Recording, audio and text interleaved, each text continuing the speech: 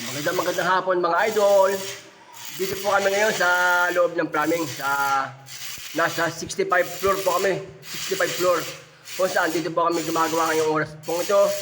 Natapos na po namin yung 30 floor. Tapos na po kami. Ngayon po umakyat kami dito sa 63 floor. Kung saan aming pong tinatakban. Yun. Ito po.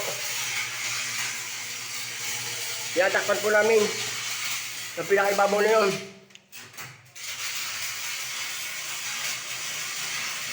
Yan po ang trabaho ng isang fire pro mga idol.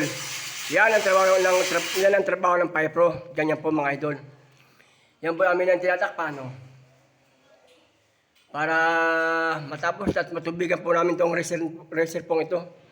Yan, tutubigan po yan. Ay hindi po matubigan kasi potol. Yo, wala po sa taklob. Kailangan pong ibablind yun. Tatakpan po para matubigan. Yan mga idol. Yan ang trabaho ng isang fire pro. Masarap pero mahirap. Yan ang trabaho. Kailangan nasa puso ang pagtatrabaho mga idol. Salamat po mga idol sa inyong panonood ng aming mga long video bilang fire pro. Yan ang aming work ngayong araw po ito. Salamat po.